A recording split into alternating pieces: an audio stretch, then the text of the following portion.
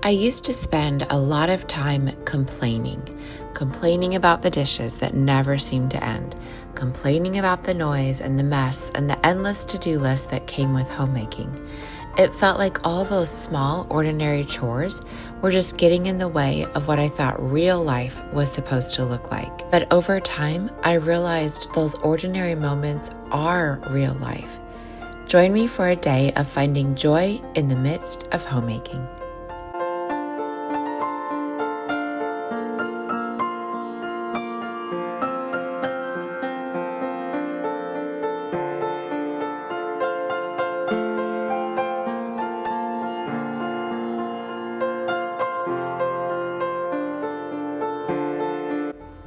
In this season of my life, there is a passage in the Bible that has really encouraged me, and it's one that I think about a lot, and it's 1 Thessalonians 5, verses 16 through 18.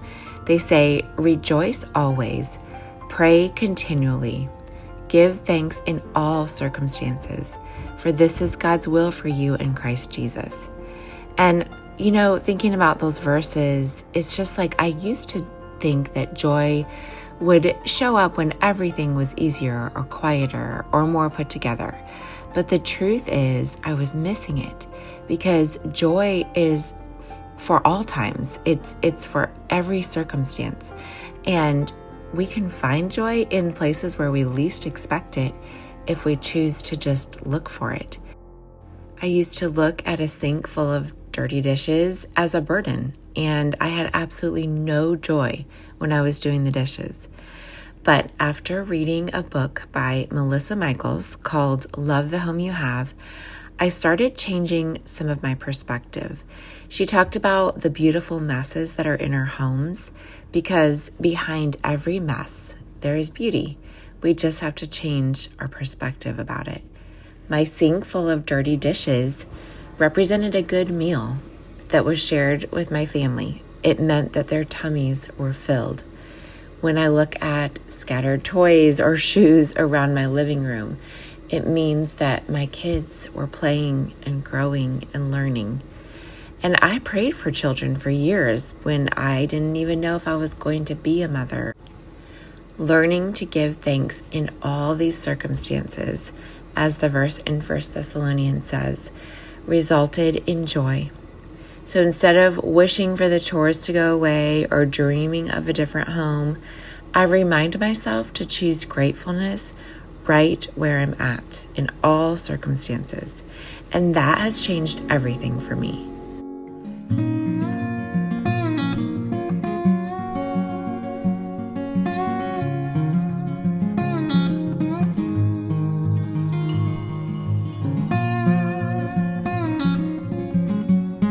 Now I see my daily tasks not as burdens, but as blessings. And that simple change has helped me find true joy right here in the middle of real life. It wasn't the circumstances that changed, it was my heart and my attitude. Yes, sometimes you need a better routine or a different cleaning product to make you happier in your situation, but none of that is actually going to give you true joy.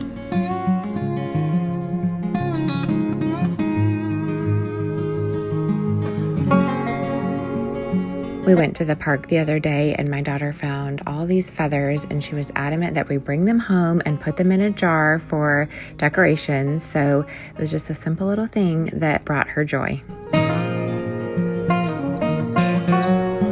Joy is a choice that you make to think differently about the circumstances you find yourself in. One thing that really helped me was changing just a few words in my head. Instead of saying, I have to cook dinner, I started saying, I get to cook dinner for my family. Instead of saying that I had to do the laundry, I get to provide clean clothes for the people that I love.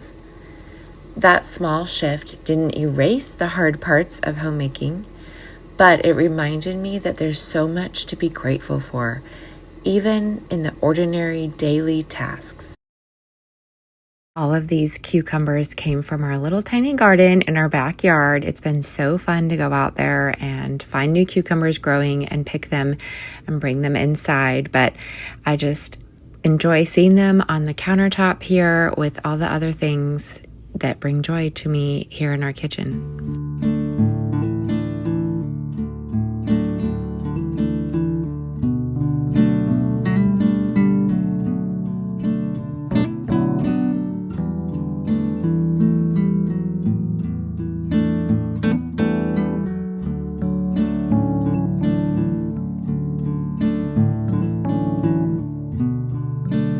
If you're feeling weary today and you could use some joy as well in your homemaking, I hope that you remember joy isn't waiting somewhere for you far away when your circumstances change.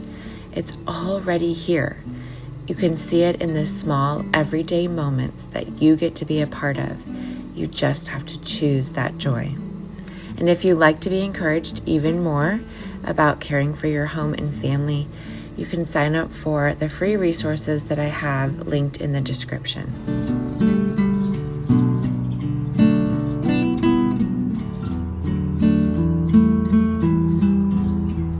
We recently found these vintage metal chairs. We've actually been on the lookout for them for years, but we finally found some on Facebook Marketplace that were the price we wanted to pay.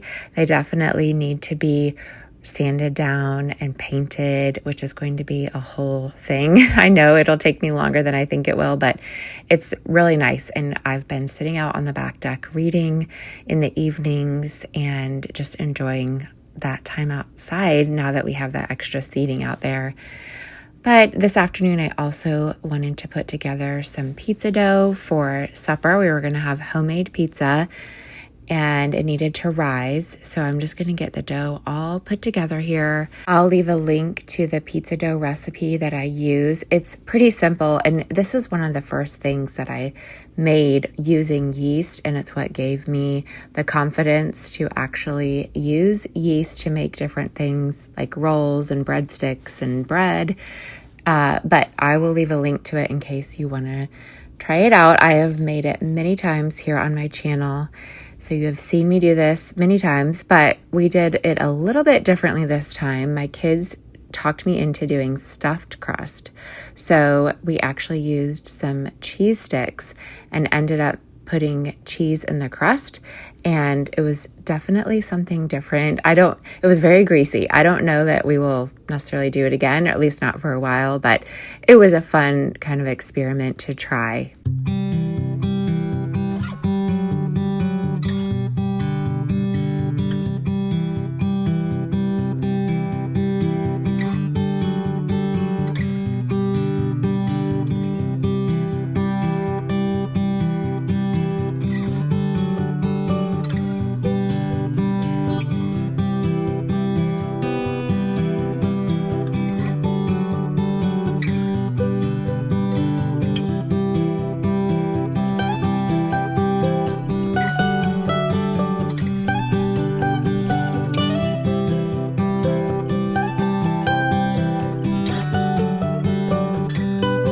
When my kids were younger, I really would stress out having them involved in the kitchen. Like I would want them in the kitchen, but at the same time, it was just extra work and it was stressful. And I had to really change my perspective about having kids helping me in the kitchen as well.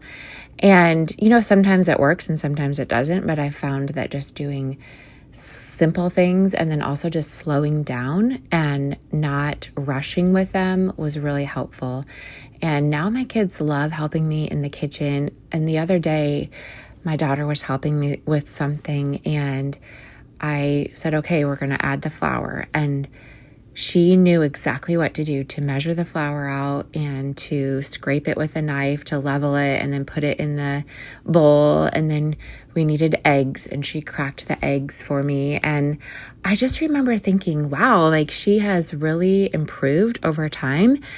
And now where she can be somewhat independent with different tasks that I give her. And it really took time and patience and repetition, but it's so fun to see that progress.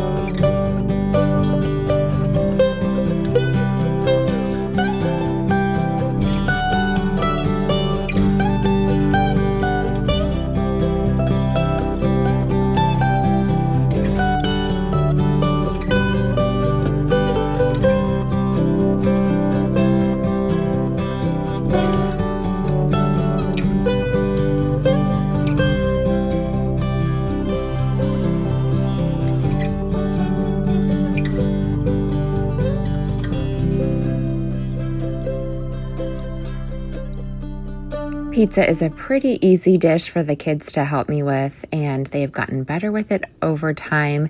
So that's always fun to put it all together, and then they like to just be involved in ways that they can throughout making dinner.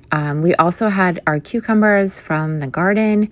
It was so nice to have that as a fresh vegetable on the side. We have been having so many cucumbers that have been coming up in our garden, and it's just been fun to see them every day. And I don't know, we might get sick of cucumbers after a while, but that's okay. We're thankful for them. The pizza turned out delicious. We ended up putting a little bit of garlic butter on the crust as well. That was my kid's idea, and then added a little Parmesan cheese as well.